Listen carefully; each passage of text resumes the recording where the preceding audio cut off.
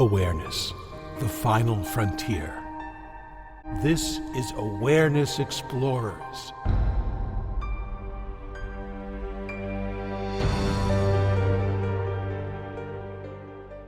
Welcome back, fellow explorers, to Awareness Explorers. I'm your co-host, Jonathan Robinson, and I'm with my friend and co-host, Brian Tom O'Connor. That's our little ritual at the beginning, Brian, and I enjoy that. Today, we're going to be talking about a subject close to my heart, something I'm very interested in, which I call the future of consciousness. I'm very much into technology and how it affects human happiness and consciousness. And we will reverse our roles. I know a lot about the subject. You know very little. So you'll be asking some of the questions, and I'll hopefully be making some intelligent answers. But when we thought of doing this topic, the future of consciousness, what popped into your head? Well, when we first started talking about it, we were talking about AI and nootropics and other technologies, which I'm not particularly well versed in. But I think that there are other non-technical aspects about the future of consciousness, particularly how people interact with teachers and with the community. But I'm curious, what is the future of consciousness? Well, as I go into the future, I realize that nobody knows. It's always guesswork. And, it's interesting in futurists try to predict the future, and it's amazing how wrong they often are. There's some famous quotes, like the head of IBM in 1955 said something like, I'm not sure the exact dates, but something like, there's probably room in the world for 4 computers, and other things like that. So we're not so good at predicting things, but still there's some things we know, some things we don't know. And we certainly know that technology is improving exponentially now. So although in 10 years, it may seem like only 10 years have passed, compared to the past, it will seem like 100 years of technology have passed. And we're starting to get this, what has often been called future shock, which is an accelerating change. And as change accelerates, it accelerates more because technology is often based on the last inventions and innovations. So we had Chat GPT 3 and Chat GPT 4, and soon we'll have Chat GPT 5. And it's all happening very fast. But what's interesting is we see that in things like AI, but we don't often think, well, how's that going to change the spiritual search? And there are many ways it's going to change. A very simple way, the possibility exists that we'll all have more time in the future. Right now we're very busy, but as you start to get artificial intelligence taking over jobs or taking over parts of jobs, there's probably going to be less for us mere mortals to do. And spirituality in a certain way is a something that people who are middle class or upper middle class can afford. A lot of poor people don't have time to meditate or go to conferences or take courses. So that's one good thing that hopefully can happen as we enter into a new technological age. I see you nodding your head. You think that's a good thing? It might be that people start to have midlife crises because now they don't have a purpose. I was watching an interview with Bill Gates recently, and he said that that's going to be a major problem. Some estimates are that 50% of all jobs will disappear within 10 years and be taken over by AI. Well, what do those people do? And how do they spend their time? Well, hopefully a lot of people will go on a search that they didn't really have the time or energy to do before. Well, I think that would be great if that happens. I mean, not that people will lose their jobs. I certainly don't think that's so great, but there definitely will be a crisis if and when that happens, if there isn't already. And people who find themselves missing that sense of purpose that sometimes a career or a full-time job gives them are going to be searching for a purpose. And I think non-dual spirituality is a wonderful opportunity for them to investigate, even though I think that the verdict is out as to whether there really is a purpose or not.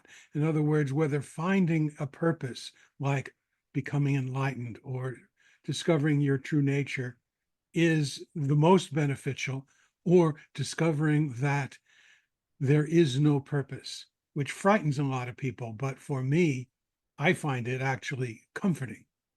Yeah. So the no purpose is your purpose. Say that 5 times fast. When I've talked to all the spiritual leaders and asked them what's the purpose of life, they all say the same thing, which is our goal is to find peace and love within and then be of service to humanity or the world.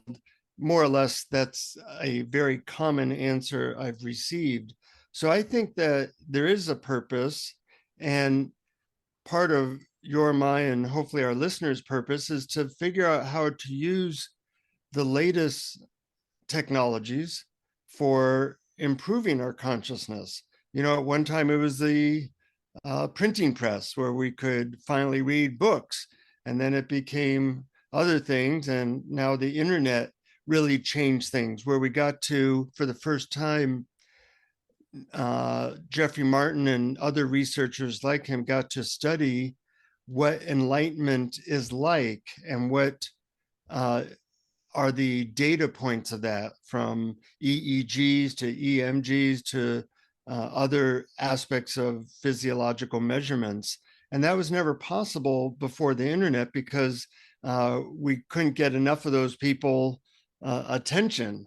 But the internet certainly has made it possible for us to do this podcast, and for all the teachers on YouTube to be available and easily accessible. So we've seen, in the last 30 years, how much the internet has changed consciousness. But I think that is only a faint sense of what's going to happen in the next 10 or 20 years, because technology is now exploding at an even faster rate. Well, I certainly can see how the internet has changed things. As a matter of fact, it certainly had a huge impact on me. I mean, it was really searching for solutions to depression that led me into spirituality in the first place, searching online for this. And the teachers who have websites, and the websites that list a lot of teachers, and things like Amazon, which has book recommendations. If you like this book by such and such an author, you'll like that. That's how I stumbled upon Rupert Spira, for example.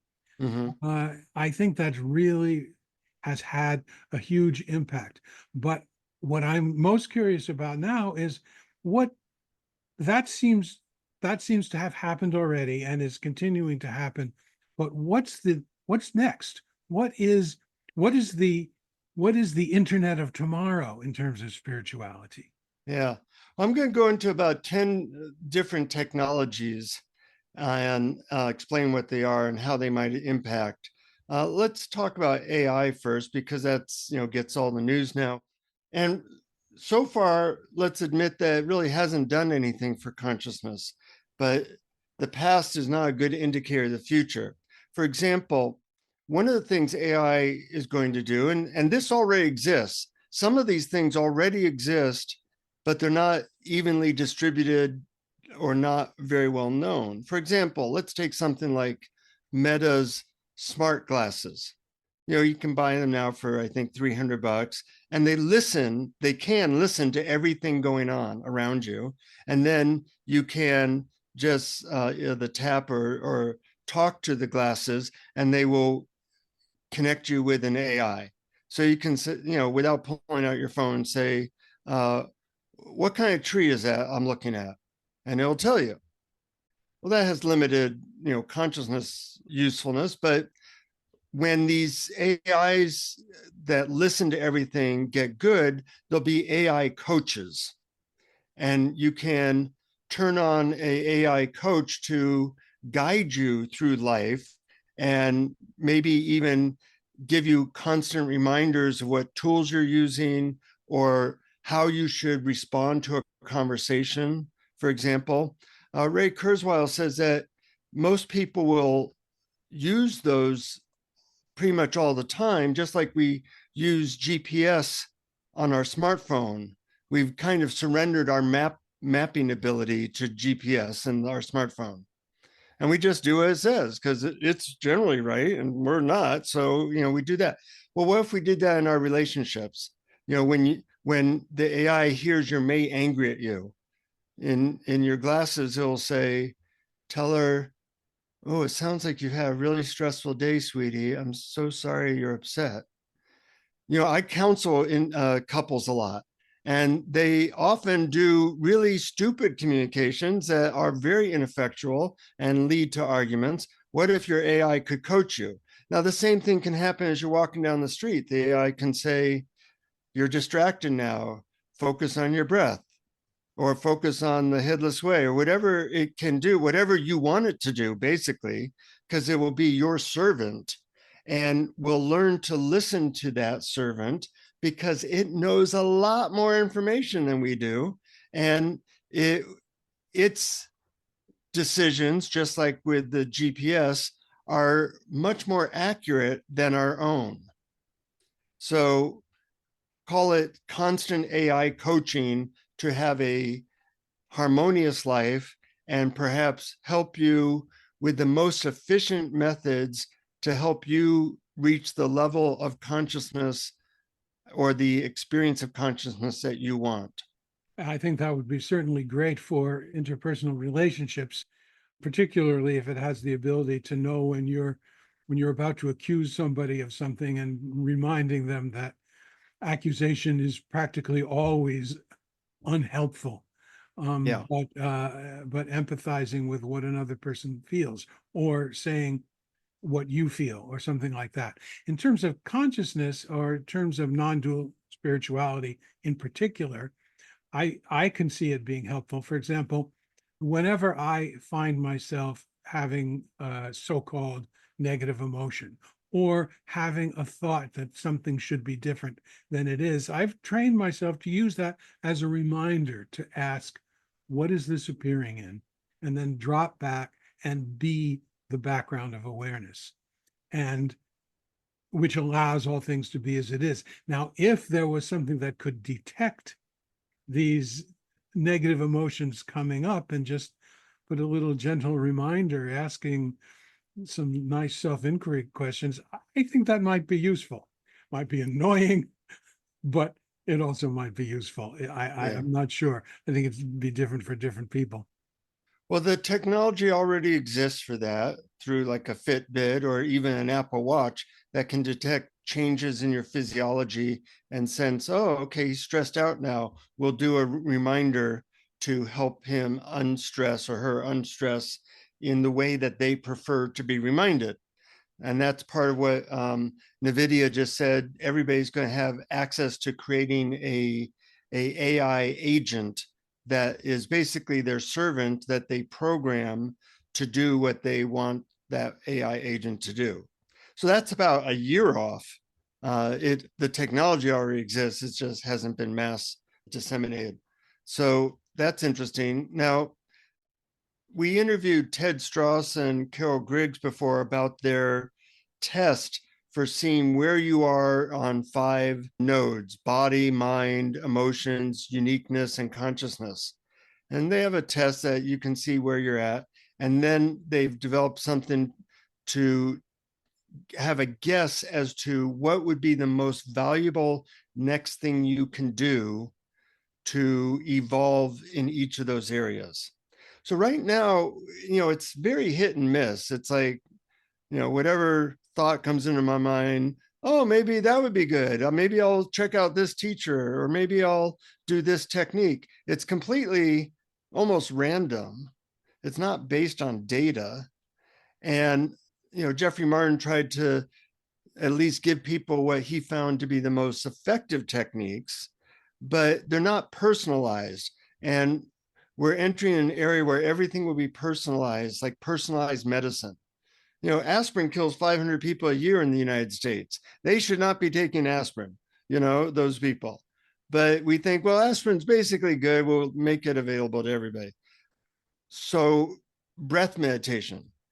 every time I try doing breath meditation, it ties me up in knots, you know? So I don't do breath meditation. But if an AI knew all these different things about me, my past, my physiology, and how I react to different things, it could then recommend a tailor-made program for my consciousness expansion, as well as my bodily health, as well as my relationship health, etc. So it's going to get very personalized that way.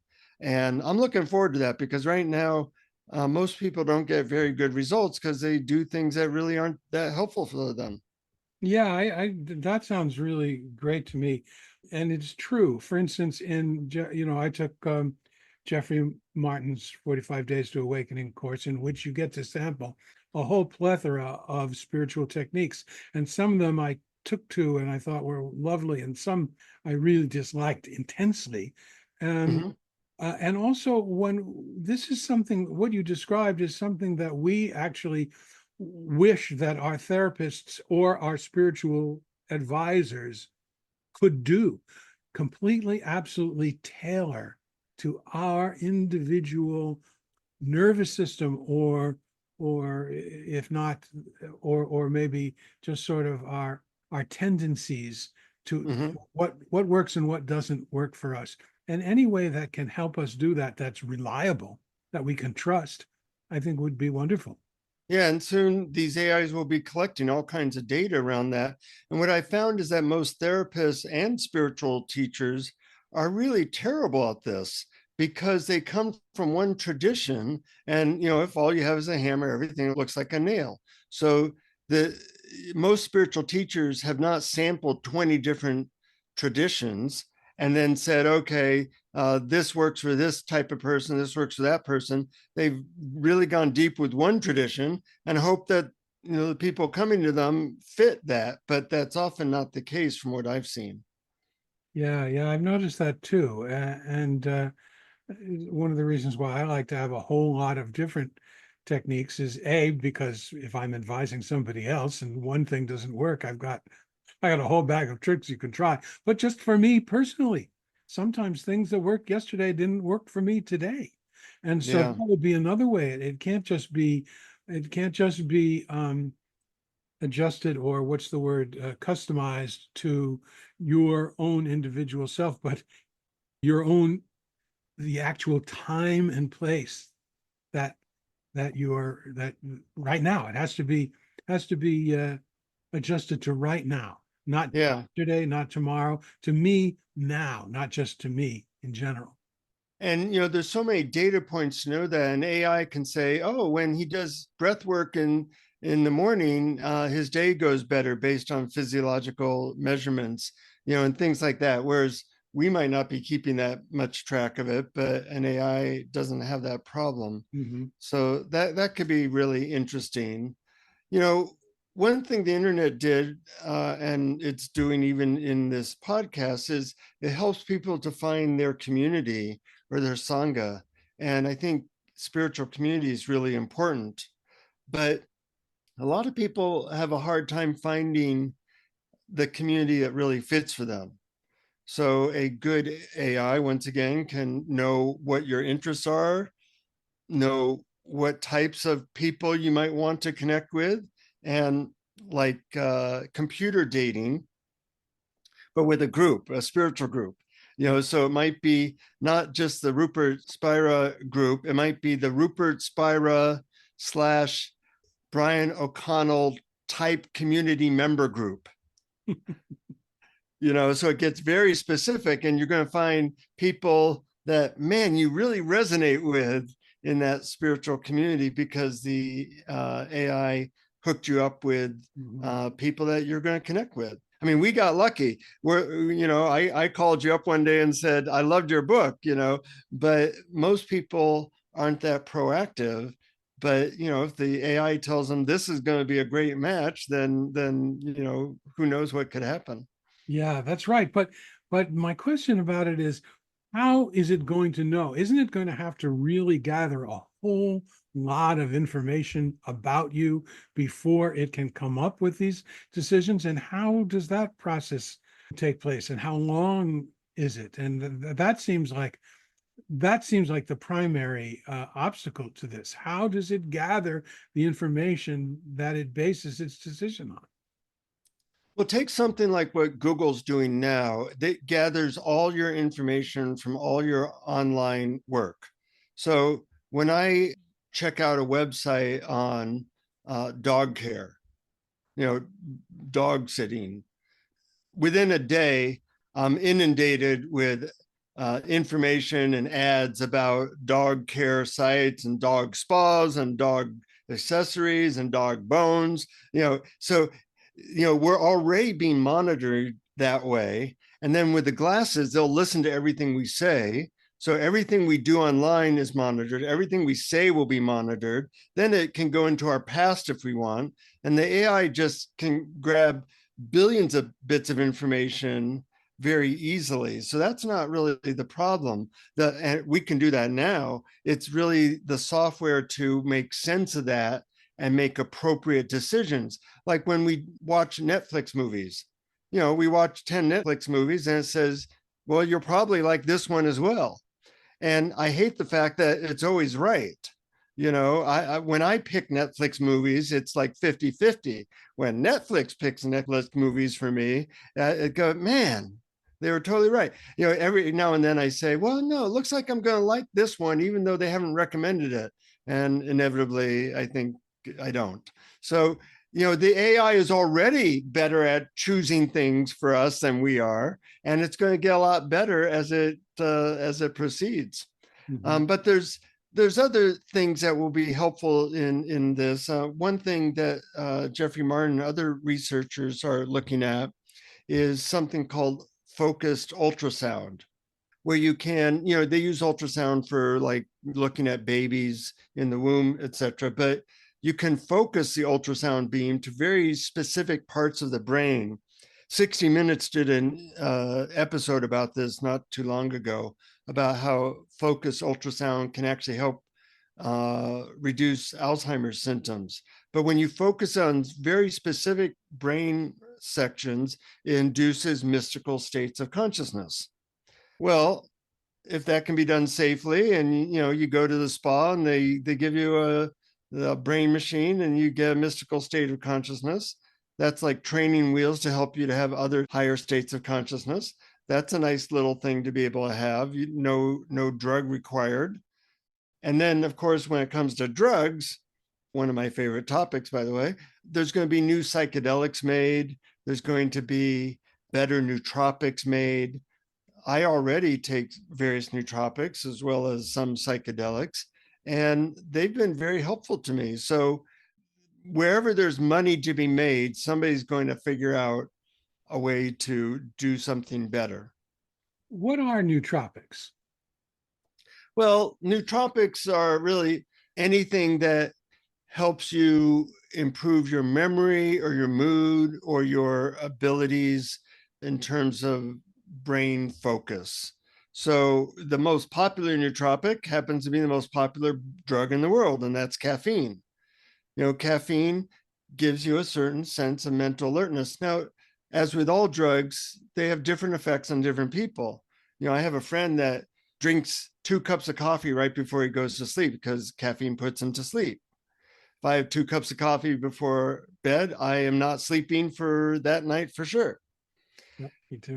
So nootropics are various drugs, chemicals, supplements that you can take that affect your mood and your mental acuities in different ways. And, you can find various websites that talk about that. I take some, and you have to find the ones that work for you. Interesting, I take something called qualia sometimes, and I gave some qualia to a well-known meditation teacher. I won't say his name here. And he tried it, and he wrote back, that was the most amazing meditation experience in my entire life. Wow. And then he said, I'm pretty sure I will never try it again. Why? Well, he thought it was cheating, Oh, which, that's a philosophical thing. Do you take psychedelics? Do you take focus ultrasound? Do you take nootropics? Because all these are things other than, focusing on your breath or whatever a person might do.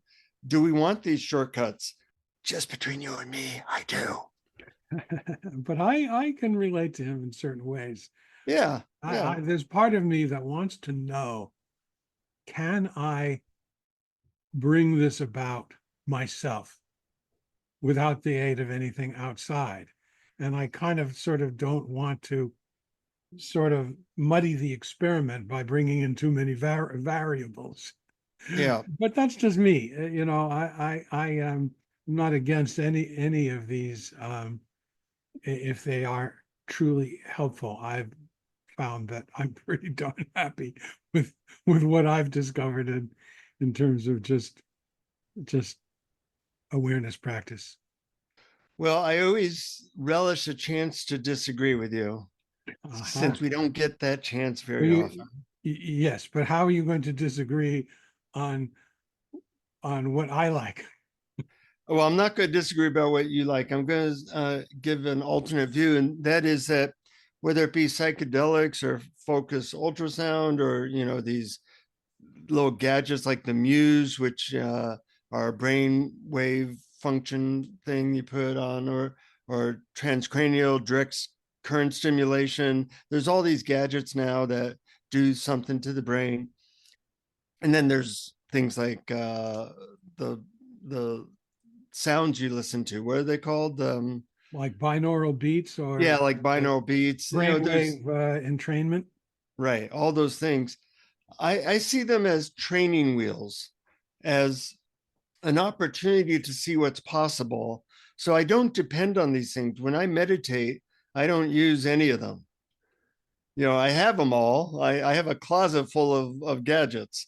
And then, I have actually a room full of gadgets now. I admit it, I'm a gadget holic, but I don't use them when I meditate because I don't need to. They showed me what was possible. They were like training wheels on a bicycle. Once you can ride the bike, you take the training wheels off. But they have given me the glimpses to different states of consciousness. And in fact, I even use transmissions that way, which happen over Zoom, and we've talked about that. They have showed me, oh, this is an interesting state of consciousness. And then when I'm not on Zoom with one of the transmission teachers, I seem to be able to get there as well. So I think that, in this day and age where there's a lot of stress, a lot of distractions, the more help we can get, the better, as long as you don't get addicted to these things. And that's a problem sometimes. Right. Well, I think that attitude that you just described is great. And I would recommend that to anybody. The problem is that people do become dependent, even if it's just dependent on their spiritual teachers. Like you hear over and over again, I went to a retreat, and while I was in the retreat, I felt great. And as soon as I went home, I felt horrible again.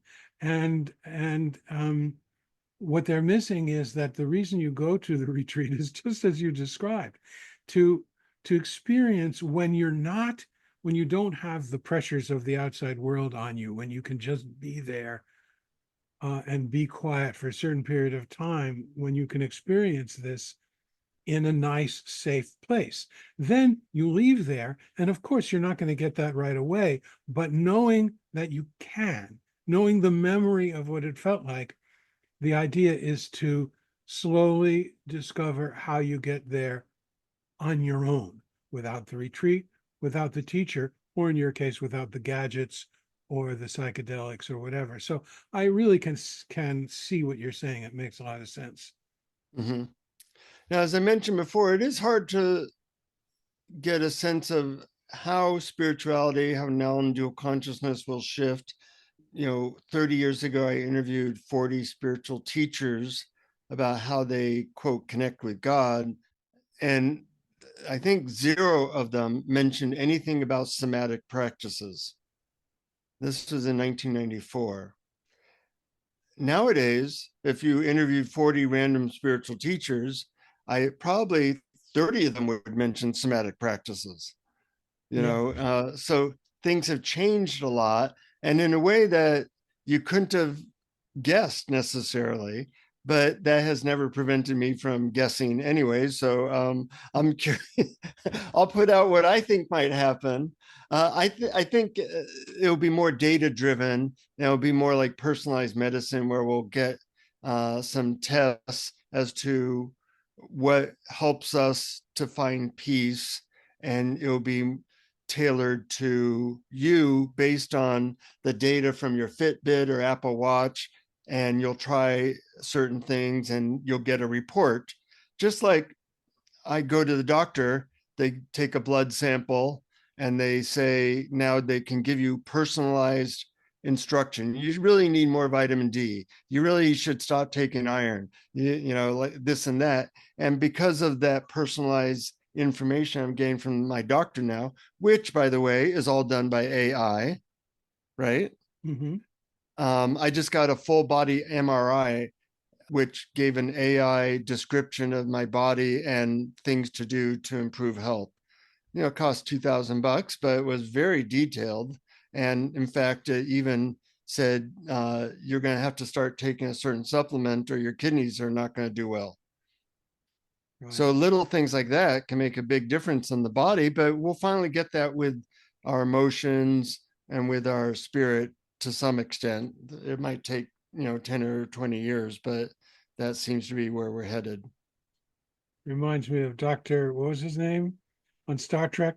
Bones, Dr. Bones, yeah. McCoy. McCoy. Yeah, yeah. When he would just sort of run that little scanner and know everything about your everything that's wrong with your body and everything that and how it should be treated. Yeah. Well, that'll be good. And this sounds a little bit utopian, or maybe to some people. Uh, but I would imagine that along with all these valuable technologies, there'll be downsides as well. Absolutely. It's hard to figure out what those will be. I mean, you think of the internet in the early days of the internet, everybody was excited. Hey, you're going to be able to get all the world's information and things like that.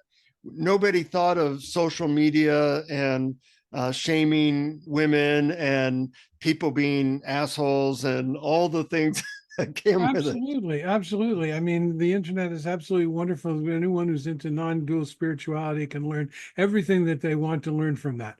You can also learn everything you want to learn about making a bomb or any kind of, all sorts of bad actors Yeah. support each other online. So yeah, and then there's the, addiction to our phones instead of interaction with people.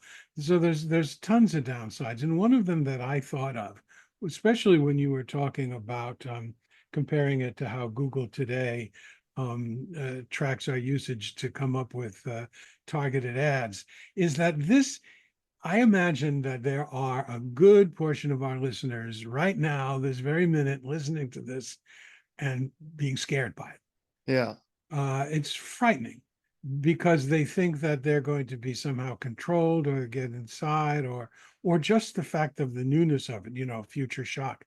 And I would and I totally relate to it. I mean, if it is frightening, it's not unnatural. You're not wrong. Don't shame yourself for being scared, but just take a few deep breaths and know that if you really look inside for what in the background of your experience allows what is to be and identify with that the teaching that is the best for you will show up. Mm-hmm. Yeah. It's with the Chinese thing, it's a curse to be born during interesting times or something like that. Yeah, then these are certainly interesting times and they're going to be very challenging times, but that's why anything that helps, I'm not going to resist. I'm not going to say is bad. If all the things you're describing are helpful to people, that's great. What are some more? Well, rather than go into even more, I'd say one overview is we'll have to get better at deciding if a technology is truly our friend or more of a distraction. As Right. I said, I have a lot of gadgets, and I found that at least 80% of them, like, that's just a distraction. It's not helping me. And, when I think, well, okay, well, what am I trying to do ultimately? And does this really move me in the right direction? Or is it more of just keeping me from really doing the work? I think we have to get better at discerning those things. And that can be hard to discern. People get addicted to drugs that don't do them any good a lot. So I think the same thing will become an issue with things like gadgets and focused ultrasound and brain devices and things like that. So I'm not a full on believer in this field. I did write a book called The Technology of Joy. The subtitles is 101 Best Gadgets, Tools, and Supplements for Feeling More Delight in Life. But I have mixed feelings about all this. I think it's really important that we bring our best, most honest discernment to these changes in the field of consciousness, because you can get lost in that, just like any drug. But how do you do that? How do you bring that discernment? Well, in the Technology of Joy, I actually have a whole chapter based on that, and it's really asking yourself certain questions like, is this bringing me more inner peace or more distraction? Is this bringing me closer to loving people, or less time with people? Is this helping me with my health, or getting me to be more looping about my health? Various questions like that. But it's also good to have a friend that can say, hey, Bob, I think you're spending a little bit too much time on that brain gadget. I haven't seen you get off the couch for 3 weeks, you know? So just like you would a friend who is maybe smoking too much pot, you might say, hey, once in a while, maybe it's okay, but you're smoking 3 times a day. What's going on here? Yeah, yeah, I think I really like that list of questions. It's like, is it, am I interacting with people with love? Is this bringing more love into my life and joy and ease and relaxation? Or is it sending me into story loops in my brain? I think these are great questions to ask of any spiritual practice, technological or otherwise. Yeah, I bought a $1,500 brain neurofeedback device. I am embarrassed to say, which I am now trying to sell. And it's very sophisticated, but it was very sensitive, and I found myself getting very upset at trying to get my neurofeedback. And I asked myself, is this helping me? No. I'm like screaming at the device, this is not helping my inner peace, because trying to coordinate it just right was almost impossible. So I am selling that device currently. Right. So, anyways, Well, there's another yeah. caveat to all this, which it may only be particular to me and people like me. I realize that there are different types of people. I'm the type of person who used to be focused on what was wrong with me and what needed to change. And that alone was a detriment.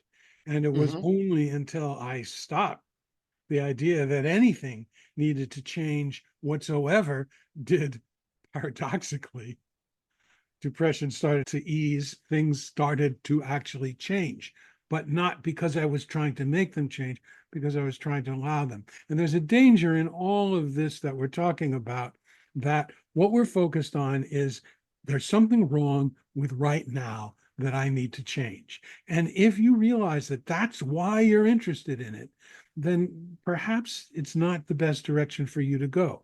For other people, it may be. I'm not saying this applies to everybody. I certainly know it applied to me, and I suspect tons of other people too. Yeah, really good point. And in fact, that's one of the questions that I like to ask is this furthering my desire to change things, or allowing me to be more peaceful with what is? Perfect question. Yeah, yeah. So it's a fascinating field. We're moving at warp speed into the future, like it or not.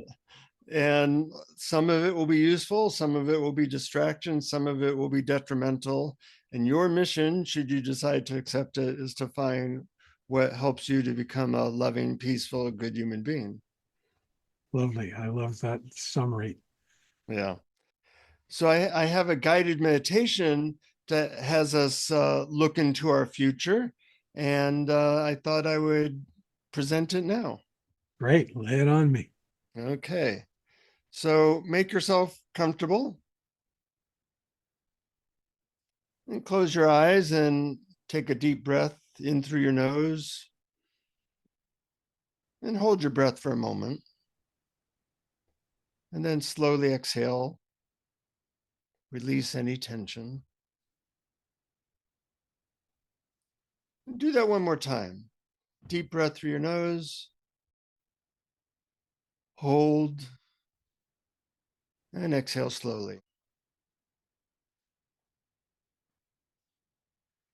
Now imagine yourself in a peaceful, serene place, a place where you feel completely safe and at ease.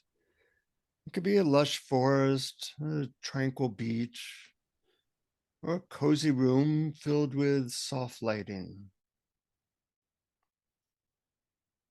Visualize the colors, the sounds, and the scents around you. Allow this peaceful environment to wrap around you, anchoring you in the present moment. And begin to picture a version of yourself 5 years from now. This version of you is vibrant and confident and radiating a higher level of consciousness than even the one you have today. See how this future self carries themselves. There's a calm assurance in their posture and a sparkle of wisdom in their eyes.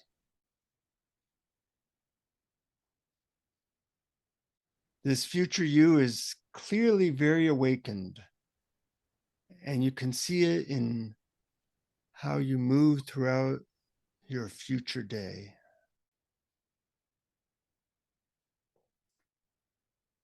Now focus on your career and notice how your higher consciousness allows you to communicate effectively with friends or colleagues, inspiring creativity and working together with folks.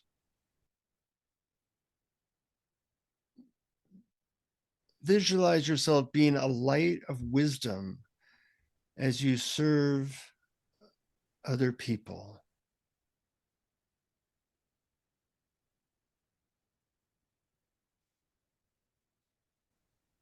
Next, shift your attention to your relationships. Picture how this heightened awareness enriches your connections with all those you love.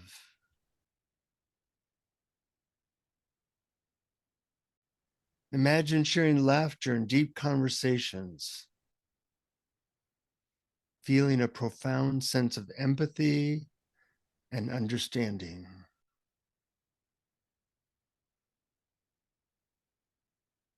Your future self nurtures these relationships with kindness, creating a network of support and love. Now think about your day-to-day experience. Visualize your mornings filled with intention and gratitude.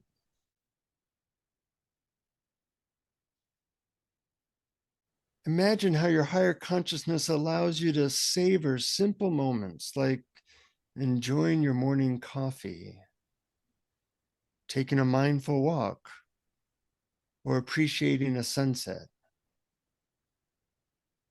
Each day feeling purposeful and fulfilling.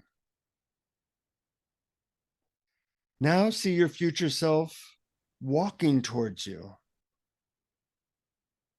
Feel the warmth of their presence as they approach.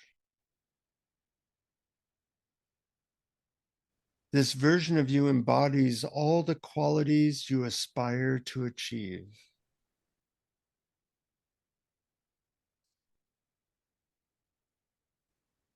This future you gently takes your hands, and you can feel an energy exchange, a transfer of wisdom and insight.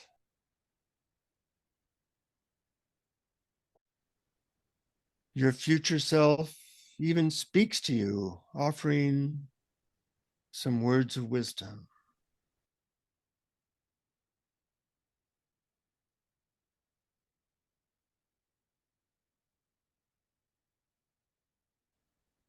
Each day, your current self takes small steps towards your future highest self. You can feel your future highest self pulling you into deeper awareness, deeper heart, and greater consciousness. With each day, you feel lighter, more open to new possibilities. Imagine your future self showing you how to integrate these qualities into your daily life, suggesting such practices as a certain meditation or journaling or simply being present in the moment.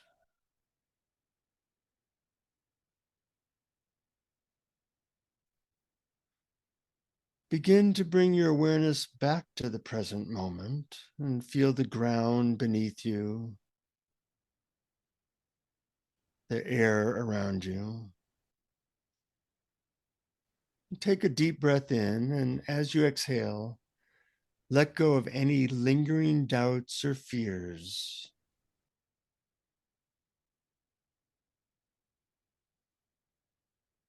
You are, in fact, capable of embodying your future higher consciousness right now. And as you gradually return to your regular life, remember that your future self is always within you, guiding and supporting you. And you can embrace the journey ahead, knowing that each step you take brings you closer to your highest consciousness.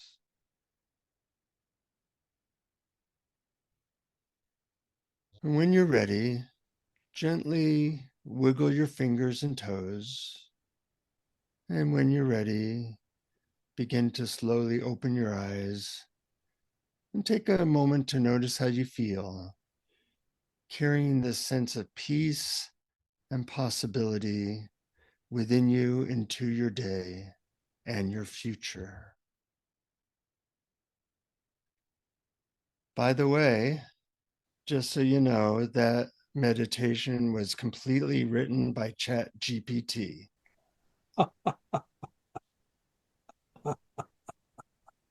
funny. That's funny. Surprise. Yeah, surprise. I enjoyed it. Certainly Uh-huh. enjoyed it. The funny thing about it was that I find myself alternating between envisioning my future self as some being that I'm seeing, that I'm looking at, and feeling like I am right now in this very moment, that Mm-hmm. future self. Yeah. And rightly or wrongly, not that one is better than the other, although I assume that when we can really sense that we're we're there right now with all of these lovely qualities that may have extraordinary power to, I don't know. Now I sound like a law of attraction person, but I think there is some truth to it. No, not that. Not that, no. You I know, admit I think there is a certain harmonic vibration that can occur when we are when our minds are filled with things that are lovely, beautiful, positive, joyful, and that they can then attract similar experiences. And I guess that is law of attraction, as much as I sometimes might look askance at it. Maybe today I'm not. I'm going to turn you into a new age groupie one way or another. Oh no, It don't may do take that. years, No. but that's my mission. That's my purpose. Well, I do know that over time, inner barriers for me dissolve over time, Yeah, of all kinds. right. So I become less judgmental, less critical, still trying to keep a certain sense of discernment and a certain integrity in that I know for me, sharing what works for me is the most authentic way, as opposed to theorizing on what might work. Yeah, yeah, absolutely. And when in this field we are explorers and nothing is definite. You listen to physicists talk about the universe, and the more you listen to them, the more you realize, boy, we don't know anything about anything. We don't know we don't know why matter exists. We don't know why the universe exists. We don't know when it started. We don't know what's going to happen.